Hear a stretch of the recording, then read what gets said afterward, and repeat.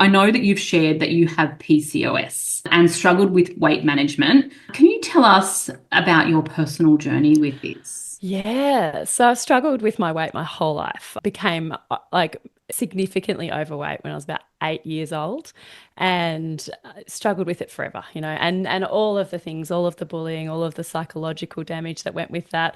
Lots of well-meaning adults, telling me to go on diets, lots of things that were very, very hard. And it just got worse and worse. No matter what I did throughout my adolescence, I gained weight. Throughout my early adulthood, to the point where I was like considered to be, clinically obese. And meanwhile, I was like a health conscious person. I especially exercised, I swam competitively, not like, just local level, definitely not that talented. But I was fit, I was strong. But despite exercising and, largely, but not always, following the advice of doctors and dietitians, I just couldn't control my weight and had a lot of shame about that. Nothing I ever did really worked. And, later on, I became a doctor. Welcome to the ADHD Families Podcast. I'm your host, Sharon Collon, an award-winning credentialed ADHD coach and consultant and mama and wife to a very ADHD family. I am seriously obsessed with making life easier for people with ADHD and those that support them. My business, The Functional Family, provides life-changing support and strategies for ADHD. I particularly love anything that saves time, decreases conflict, and creates space for fun. Do you want a life with your beautiful family that is more functional, fun, and full of joy? Let's explore together the wonderful and sometimes wacky world of family life with ADHD in the mix. Welcome to the ADHD Families Podcast. I'm your host, Sharon Collon, and I am so happy you are here. Today's episode is all about ADHD and weight loss. Having a healthy diet and maintaining a healthy weight can be a really tricky thing for us to navigate. We know that the all or nothing approach, the black or white thinking that can come along with ADHD can have a significant impact, but it's more than that. We know that this whole thing is full of shoulds. We should be doing this, we should be doing that. And then the shame that comes along when we are off the diet. So to talk about this topic, I have brought in the incredible Dr. Mary Barson. She is one of the co-founders of Real Life Medicine. She is a GP. She supports women with weight loss. She also has ADHD herself, and she works for Headspace in the mental health field. And this is such a wonderful chat. We talk about ADHD and how it impacts weight loss and impacts the food we eat. We talk about binge eating. We talk about Ozempic and that whole thing. We talk about the foods that are hyperpalatable and the sensory dopamine seeking things that come along with ADHD and diet. It is an absolute cracker of an episode with some really clear practical steps that you can start trying today. Let's get to it. Welcome, Dr. Mary. I am so excited for you to be here today. Thank you so much for having me. I'm very, very happy to be here. So let's start off with you introducing yourself and telling us a little bit about what you do. So I'm Dr. Mary Barson. I'm a general practitioner and I have a keen interest in ADHD as well as a keen interest in weight loss and metabolic health. So I have many hats, as I'm sure a lot of the women listening to this podcast wear many hats. In addition to being a mum and busy with that, I work as a GP. I work as a GP in Headspace in youth mental health, and I also work in metabolic health. I run a fabulous business called Real Life Medicine with another GP colleague of mine, Dr. Lucy Burns, where we do holistic health and weight loss courses and programs really designed specifically for busy women who want to improve their health, lose weight naturally, keep it off forever, and just live their best possible lives. So good. And I've got so many questions because I know this is something that a lot of people in the audience have questions about from all your different hats. Actually, my brain is going off in a thousand questions, but right. Yeah. let's bring it back in. Let's bring it back in, Sharon. Yeah. So tell us a little bit. I know that you've shared that you have PCOS and struggled with weight management. Can you tell us about your personal journey with this? Yeah, so I've struggled with my weight my whole life. Became like significantly overweight when I was about 8 years old, and struggled with it forever, and all of the things, all of the bullying, all of the psychological damage that went with that. Lots of well-meaning adults, telling me to go on diets, lots of things that were very, very hard. And it just got worse and worse. No matter what I did throughout my adolescence, I gained weight. Throughout my early adulthood, to the point where I was like considered to be, clinically obese. And meanwhile, I was like a health conscious person. I especially exercised, I swam. I swam competitively, not like, just local level, definitely not that talented. But I was fit, I was strong. But despite exercising and, largely, but not always, following the advice of doctors and dietitians, I just couldn't control my weight and had a lot of shame about that. Nothing I ever did really worked. And later on, I became a doctor and I still was unable to control my weight as a doctor, which had added layers of difficulty and shame. And it really wasn't until I stumbled across what truly helps with metabolic health that I was able to turn my health around. And then the next layer was learning to improve my mindset and all of the psychological tools that I needed to be able to keep on track. That I was able to, lose weight, keep it off, maintain a really sort of a great metabolic health. And it's that time where I really developed a passion in metabolic health and helping other people improve their metabolism. So what I mean by improve my metabolism is that I just needed to change, what I ate and really focusing on real whole foods, really focusing on prioritizing my protein, keeping my sugar and starch low. When I did that, and actually wasn't all that hard, but when I found a way to do that and I found a way to make it work for me, everything turned around and I haven't looked back, and it's just been a beautiful transformational moment in my life.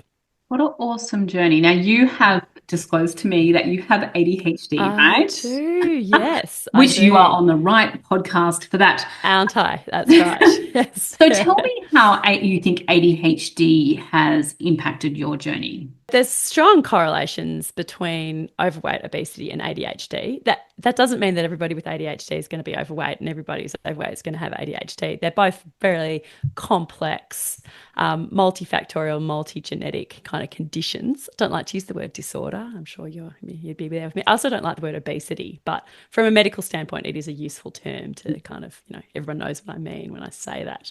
I would never tell a person they were obese, and I didn't like being told that I was obese. So they really do correlate. So I think for me, I didn't have the right advice. I was told to, reduce what I ate, restrict calories, to move more. And when I did that, I just couldn't lose weight long term. I could maintain it for a little bit, but I couldn't maintain it long term.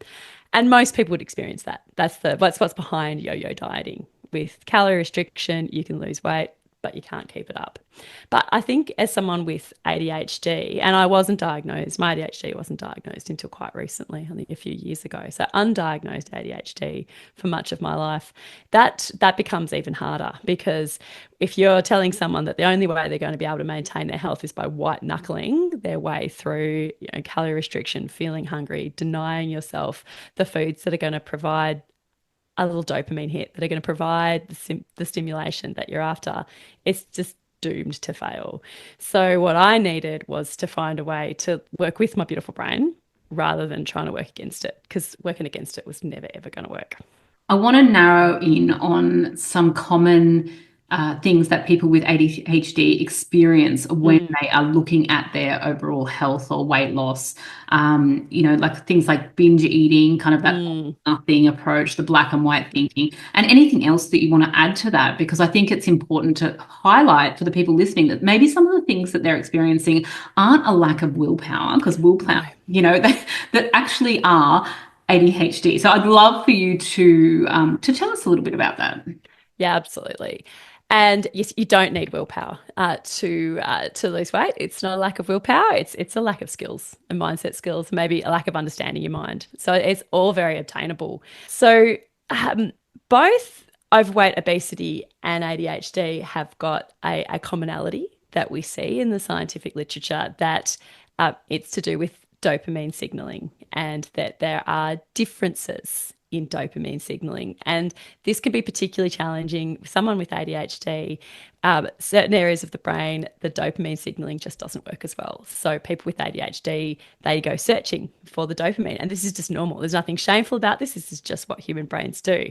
And this can be a good thing, and this can be a really bad thing. And ways in which we go hunting for that dopamine hit is with foods, often hyperpalatable foods. And this can lead to overeating foods that aren't necessarily helpful, or eating foods that are unhelpful, like the sort of hyperpalatable, high sugary processed foods more often than we need to. The other thing that can happen with ADHD is when we're hyper focusing on another task, which again can be one of our superpowers, is that we can just not eat. We can just forget to eat for extended periods of time. And then by not having that interoception and being able to pick up on your body's cues, not eating for a while, you're then going to suddenly get very hungry. And that is when like a binge can occur. And binges are often not good for our health. Then there is also, I think, that I mentioned it before, that searching for stimulation. That is another thing that people with ADHD can do when they're looking for food. So it might be eating food when we're not hungry necessarily. So all of these things can add up. There's also a strong correlation between binge eating disorder and ADHD. And there is a difference between just binge eating and binge eating disorder are not necessarily the same thing. If you have a few, like binge eating is sort of like moments of uncontrolled eating when we sort of eat more than when we would, maybe more than like a normal person would, whatever that means. But binge eating disorder is something different. It's when it happens quite frequently to the point where it's really starting to impact function, physical health, and mental health. So that they're different, but they're related. And this is something that the ADHD brain is vulnerable to do. And we also know things like anorexia, ARFID, like these are the things that are more common with ADHD too. Definitely. And we see that a lot in children, and that picky eating, sensory issues around food can be more common in ADHD, which can make eating sort of nutritious, well-balanced meals harder. It's not impossible, but it is harder. It's more important than ever, I think, to find the strategies that work for you and also work for your family and work for your kids when you've got ADHD, because there are these added layers of complexity. And I think a cookie cutter approach, when someone waggles their finger at you and tells you, just eat better, have more fruit and veggies, eat more protein, sit down at the table and have your family meals together, might not work for you and your family. And instead, you might need to be more flexible and adaptable, especially like kids with, I see this a lot in Headspace, kids with sensory issues around food.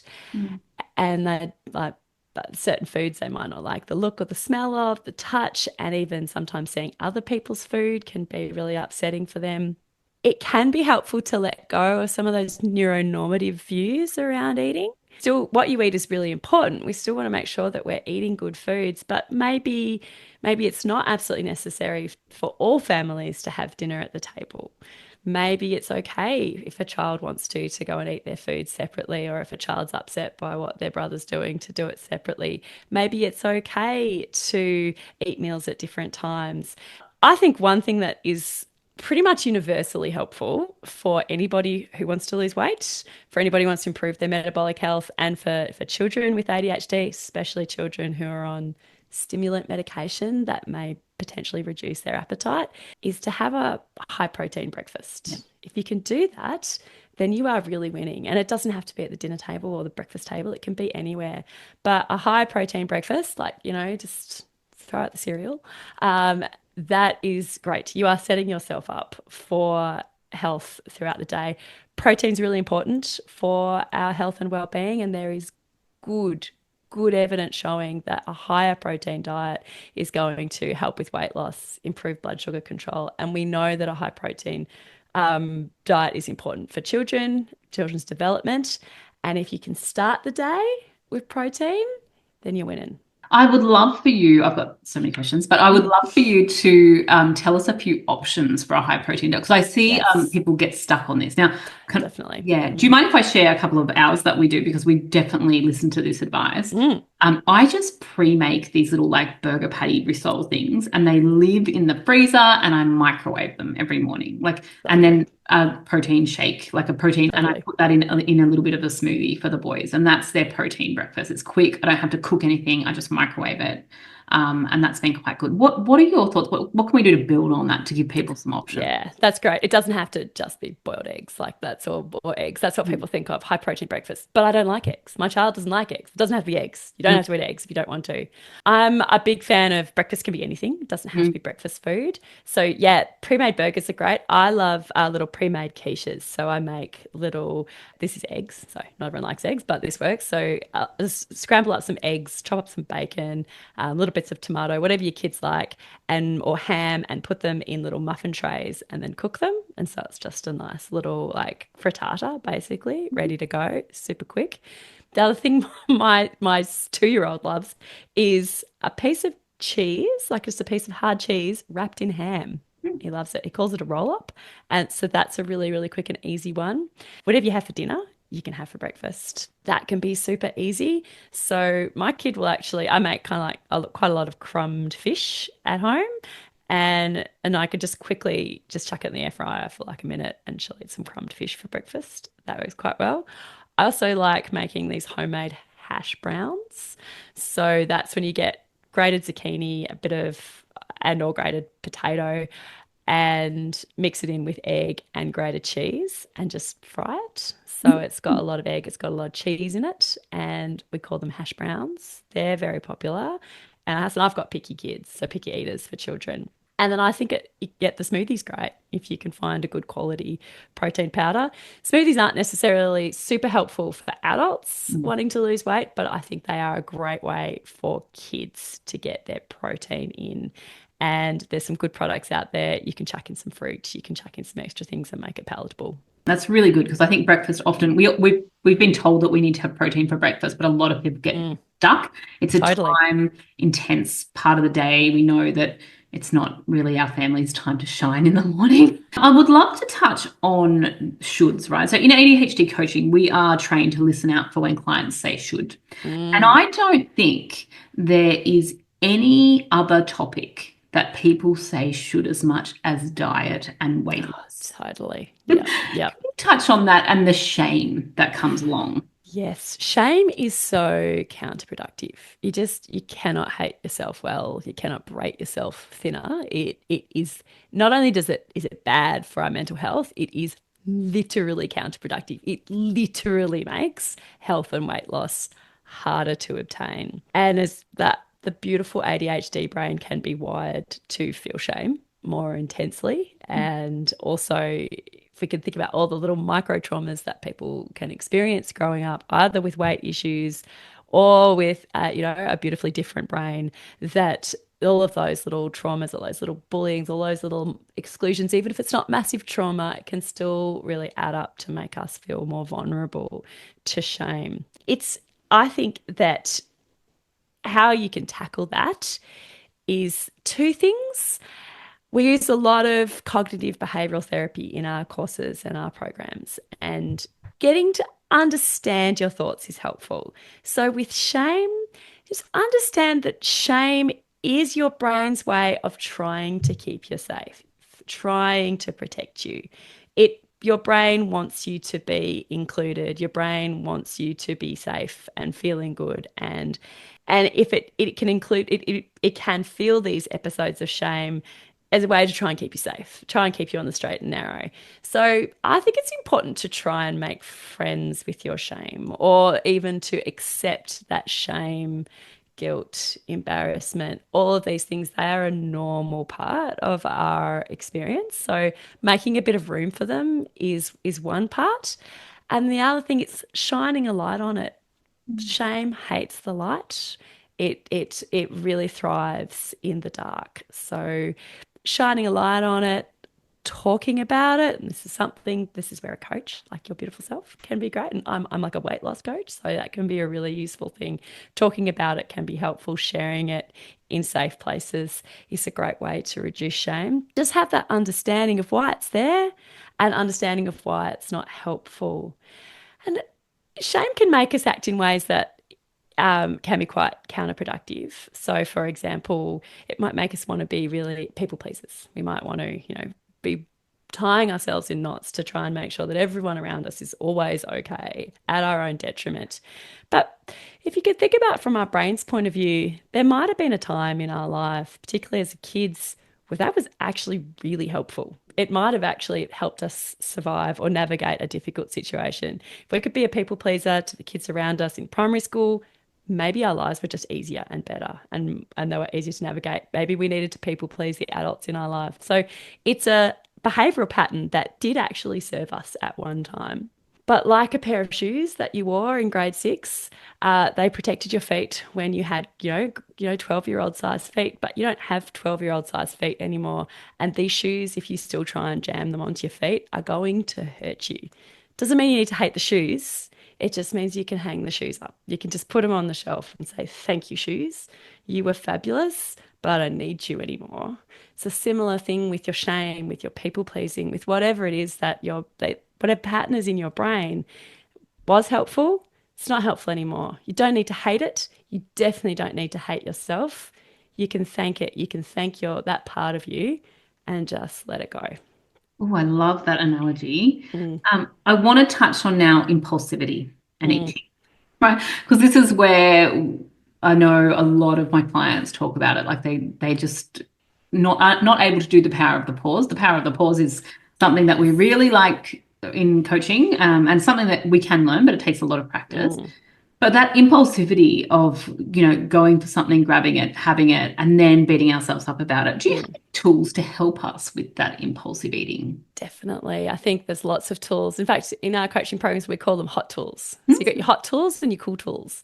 Your hot tools are the tools when you're in the moment, where the craving is there and you would just literally murder someone for some cream crackers. You're the overwhelm of, the anger, the frustration, the shame, the guilt, the craving, whatever it's, you're in that moment.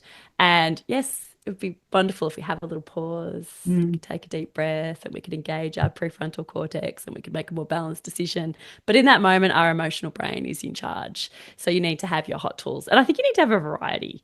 So, really good ones, I think, in that moment of that hot tool is it. I know it seems so trite, but honestly, just taking a moment to ground yourself. So, a deep breath. Breath is amazing. Breath is our natural tranquilizer.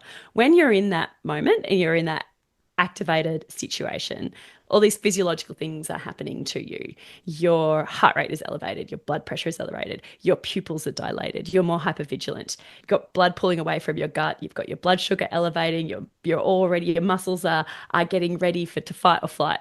So when we're in a hyper-aroused state like that, and cravings are also a hyper-aroused state, a deeper sort of part of our brain honestly thinks that we're being attacked by a bear. It can't tell that we're actually just in this state because we're hyperstimulated. The kids are cranky and hungry and running around. The sink is full of dishes. Like, Mum, where's dinner? Where's dinner? Where's dinner? And you just realize that you needed to pay that bill and you've got to get your child ready for dance and she's refusing to put on her underpants and all of these things are happening. Our brain, biologically, we think we're being attacked by a bear. And the other thing that's happening during all this is our respiratory rate goes up. And we cannot consciously control any of that, your heart rate, your blood sugar, what's happening in your muscles, what your liver's doing, dumping out sugar. None of that we can control except for our breath. That is the one thing that we can easily consciously override. So a big, deep breath is not to be underestimated. Just doing that can send signals of safety to our emotional brain, and that can help re-engage our thinking brain, our prefrontal cortex, a little bit more. And then that can send more signals of safety to our emotional brain. We can logically understand we're not being chased by a bear. And so the thinking brain can come a bit more online. These things can just ground you to the moment. Anything that can ground you right then and there can be helpful. And we teach other tools too, like tapping, probably won't go into it now, but EFT and tapping's a useful tool. Having a little imaginary remote control in your mind, one that says stop, pause, play, and just recognize those moments of overwhelm.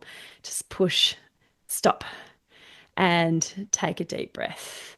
And then push pause, take a moment to notice what's happening around you, tune into what you're feeling with kindness and curiosity without judgment. And then when you're feeling a little bit calmer, push play and then move on with a better understanding. So lots of little tools that can be helpful in that moment. The other part of it, though, is if when you're in that moment and you do eat all the cream crackers because of the craving, or you do scream at your kids, or you do react in a way that is not in line with your values, is not in line with what you want for yourself, you don't want to lose twice. So you want to be mindful of the shame spiral. So if you do eat a whole bunch of cream crackers that you didn't want to eat, for example, then feeling shame and guilt about that is only going to compound the problem and may make you want to spiral down into eating all of the cream crackers and feeling even worse about yourself. So I mentioned before, shame hates the light. So just being aware of what happened, accepting it, and finding a way to be kind to yourself, because we are all human, and to be human is to err, and accepting that you're human, accepting that you suffer, accepting that you're imperfect can also help curb that cycle. So it doesn't go on and on and on, and you don't continue to lose and you don't continue to suffer. I love that so much. And that really gives us strategies for that on or off, kind of like we're on the diet or we're off the diet, right? Yes, so unhelpful. And it's normal though. Like, yeah, I get that all the time. Hey, Dr. Mary, look, I'm an all or nothing person. So I'm either just going to be doing it perfectly or I won't do it at all. People just come in and that's like their opening line. I'm like, well, that ain't going to work. So you need to be able to accept that you're human and cultivate that self-compassion, which is a learnable skill, even if you've got coming out from a low base. And also just know that you don't need to be perfect. In fact, not only do you not need to be perfect, you can't be perfect. Which is great because you don't need to be perfect. It's what you do most of the time that matters. It's definitely not what you do all the time.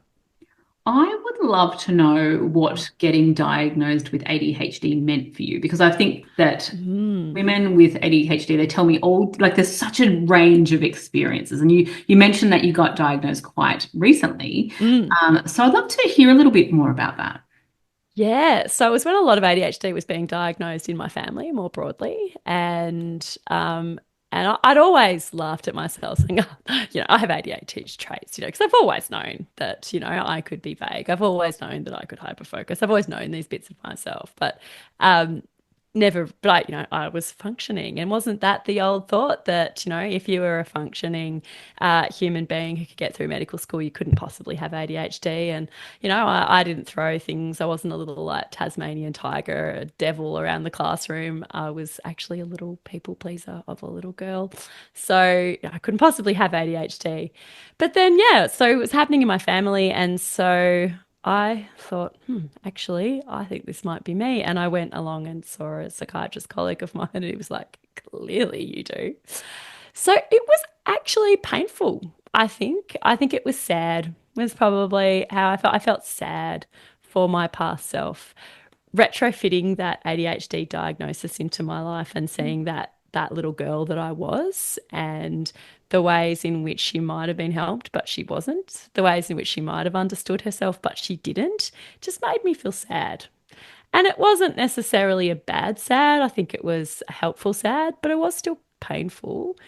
But I think also very useful for me personally, also professionally. I think being able to, it's brought a much better awareness, I think, to my practice. I've started looking for ADHD pretty much subconsciously, particularly in the girls and women that I see, but definitely not exclusively. You are not alone in that feeling. Like, think of, the stereotype, what my husband essentially was, like he got branded the naughty boy, right? Like the hyperactive boy. But there was a blessing to that in the way that he got intervention early. Yes. Right? Yeah. And he got support early. There was no mistaking it. Right? So I often think about some of the other children in his classroom that would have also been going through similar things, but Mm. they missed it because they Mm. were just quiet about Totally, yeah. it. I, Mm. I I went through most of primary school thinking that I was quite stupid, and I've since discovered pretty quickly I wasn't stupid, but I had struggled with attention, and my handwriting was abysmal, and I'm not, and to this day, I'm not good at mental arithmetic. I've got dyscalculia, and in my primary school, your entire academic success was based on your handwriting and your ability to do mental arithmetic. So I was just sort of quietly, oh well, poor Mary. Yeah, all right, she's not the best, certainly she's close to the worst, but not the worst. But when I hit high school and all of a sudden I could type and maths became far more than just mental arithmetic, because I'm actually quite good at maths. Maths facts, not mental arithmetic. Still not good at that. That's when I sort of was able to, my self-esteem was be able to grow and I could latch onto this other side of myself. But it is sad looking back at that little girl who, had developed this early opinion of herself. And yeah, I think she would have really have benefited from some help and some understanding. And I'm so Mm. happy that through your work and your practice and also headspace that you are supporting others to Yes. avoid that. Like what a beautiful thing to do. A little bit of a controversial question now. This Go is for it. something different. I want to know what your personal opinion is on Ozempic and Manjaro and all of those sorts of things. Yeah, so useful. How can I call myself a weight loss doctor and not talk about Ozempic and Mounjaro? Mm. So I think for a long time, my opinion was pretty dark on weight loss medications prior to Ozempic and Mounjaro because all we had was Saxenda and it was not impressive. Like it just didn't work that well, to be honest. And so Mm. people were exposing themselves to all of these side effects of the reflux and the possible pancreatitis and all of these problems for extremely unimpressive amounts of weight loss. But then, the pharmacotherapy improved and enter stage left, semaglutide and pyrazide and all of its other forms, and they are helpful. So they're a tool. I think essentially they are a tool for weight loss. They are not for everybody. They do have problems and risks. And I'm conservative with them, as I am actually conservative with all medications. I'm definitely not anti-medications. Medications can be life-changing and life-saving and really helpful, but they need to be treated with great respect. We encourage and teach like high protein, really satiating diet, that lifestyle that's lower in sugar and starch, and teach people how to make sweets and cocktails and things if they want to, in a way that is helpful and supportive of their body. And just this particular way of eating actually naturally increases your own endogenous GLP-1 hormone, so kind of like boosts your own natural Ozempic, if you like, which doesn't mean that Ozempic and Mounjaro aren't helpful. Actually, they can work synergistically. So one way to get the most out of your weight loss medications is to go on a higher protein, lower carbohydrate diet. They work really well together. So I do know that people can get a lot of, they can get weight loss with lifestyle changes alone. And the beautiful thing about a higher protein, lower starch diet is that it also reduces that food noise. Mm. So when you stop feeding your sugar cravings and you stop feeding your carbohydrate cravings, they die down. It's amazing to watch. It can take a little while initially, especially if you're needing a lot of sugar to deal with dopamine hits, or if you're needing a lot of sugar because of sugar addiction, your brain initially has a tantrum. But if you move past that kind of that rehab phase, that sort of detox phase, sorry, into the rehab phase, then it just quietens down. Interestingly, these medications also quieten down food noise. So I know that can be really helpful for a lot of people. The reason I'm cautious is I think they're still relatively new. We don't know a lot about them. And I always have this little voice in the back of my mind, like, what is it that we don't know about these medications? What are the harms that we don't know? But I also know that there are a lot of harms for people living here right now who have got significant weight issues, that they've got significant problems with food noise, and that they can be helpful right now. But I'm just cautious. So I would like people to be on the lowest dose possible, and that is where a high protein, lower carb diet is helpful. And I would like to create some kind of off ramp so people don't necessarily need to be on them forever, But even then, we don't have a lot of data or expertise on what next. How do people come off this? And there is some research, definitely, that a high protein, low carb diet could be an off ramp for people. So these are all the things I think of. I do prescribe them. I don't prescribe them a heck of a lot, but I do a bit. And I certainly, lots of people who do our courses are on these medications and very, very happy to help and guide these people. So it's an interesting watch this space, I reckon.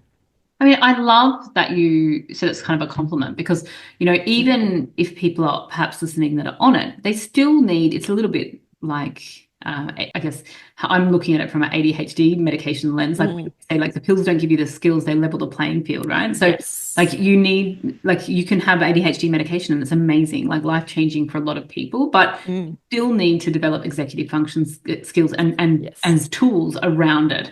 And I guess it's the same kind of thing. Like, yes, you can do that, but you still need to have lifestyle changes and, have good dietary information and, so that you can come off these or, look after your whole self. Like it's. Absolutely. And I think that one thing I didn't mention was the emotional side of things. So we see this a lot with people who've had like gastric banding surgery, for example. It's a tool. So it's a thing that you do, and that it's useful. I'm not going to lie that sometimes gastric banding can be extremely helpful for people.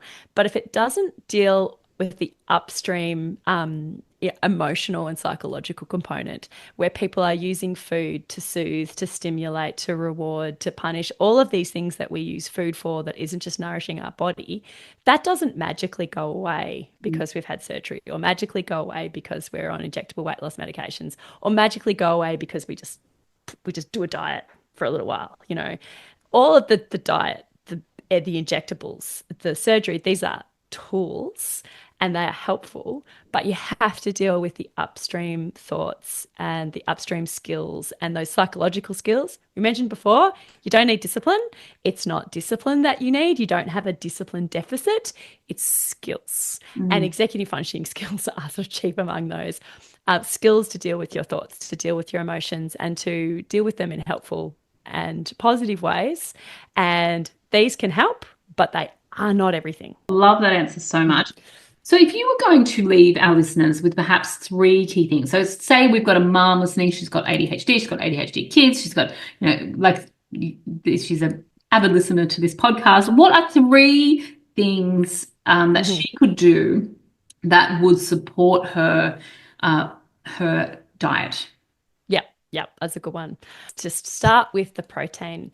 And if you like to count, aim for at least 30 grams of protein per meal. If you don't like counting, if that just makes you sort of vomit a little bit in your mouth, don't worry about it. But protein first. So you want to prioritize your protein for every meal. Just doing that alone can make a really big difference. The other thing is think about what are your real vulnerabilities? What are the behaviors that you're doing right now that are not serving you with your health and weight loss? And think about how can you make the right thing easy and the wrong thing hard? So a classic example is if it's binging on cream crackers when you come home from work, then can you just not have the cream crackers? Can you just get them out of your house? Or if you can't get them out of your house because it is literally the only thing that, some person will eat or something like that, or that, you need them, can you quarantine them? So can you just put them somewhere else, maybe in a locked, not locked, you could lock it if you want to, but like a closed container? Could you put a little note on it saying not helpful? Can you just do something to increase the resistance between wanting, the chocolate, eating the chocolate? Can you just make it a little bit harder? Just put a little bit of resistance in there. If you don't have the chocolate in your house, brilliant. But, if you can't, just so you give yourself a little bit of time to make that gap between the urge and the eating, can you just make it a bit harder? Like people who keep their chocolate in the freezer, so they have to bring it out and wait for it to warm up. That's not hard. I know someone, and I love this, lives with their teenage son who really wants to have his junky food in the house, and that's just the way that it is. So she puts it on, and he has his own shelf in the cupboard, and she's gone to Bunnings and got some hazard tape, that says caution hazard, and she puts that over the shelf. So she's like, oh, jelly beans, hazard. Oh yeah. And it's just enough to sort of make it a bit harder. So yeah, you want to make the wrong thing harder? And what can you do to make the right thing easier? So just think, even just do one thing a day. What can I do to make it easier for me to have my protein, for example? And we talked about this, the pre-cooked rissoles. I've got my pre-cooked little frittatas. Anything that you can just grab and go. Ham and cheese rolls. What can you do to make the right thing easy and the wrong thing harder? Love that so much. Now tell our audience where they can find you. Oh, yes. So, real life medicine, holistic health and weight loss courses. You can find us at rlmedicine.com. And we've got lots of fabulous freebies on there. We've got a wonderful blog and a recipes and an ebook that you can have a look at. And we also have a podcast. Our podcast is called Real Health and Weight Loss. And come along and join us there. That would be wonderful. Amazing. Thank you so much for your time today, Dr. Mary. Thank you. I've really enjoyed chatting to you. Thank you for listening to this episode of the ADHD Families Podcast. If you loved it, please share it on your socials. I want this to start a conversation about ADHD. If you want to make this mum do a little happy dance, please leave a review on iTunes. If you would like to know more about what we do, check out thefunctionalfamily.com. I truly hope that you enjoyed this podcast and you use it to create a wonderful, effective, joyful life with your beautiful children.